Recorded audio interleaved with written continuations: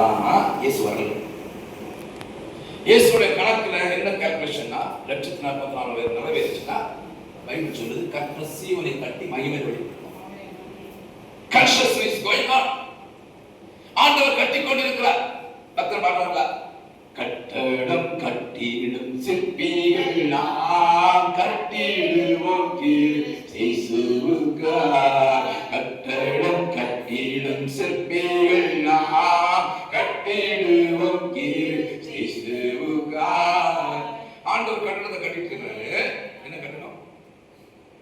அது என்ன கட்டடம் பாக்குறீங்களா? சபை.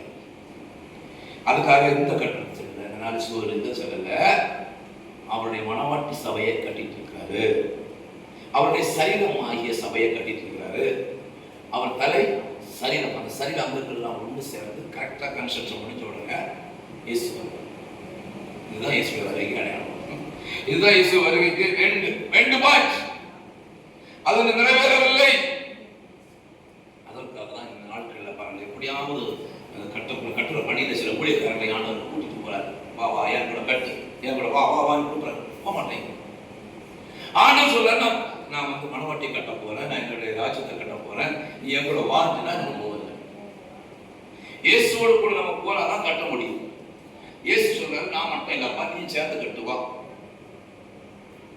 அப்போஸ்தலர்கள் அதற்கு தான் ஏற்படுத்தின இருக்கா? இது எபேசியர் 2ஆம் அதிகாரம் 19 முதல் 21 வாசிக்கும் பொழுது அப்போஸ்தலர்களுடைய நோக்கம் என்ன? What purpose? The calling. எதுக்காக அப்போஸ்தலரை அவர் கூட்ட தெரியுமா?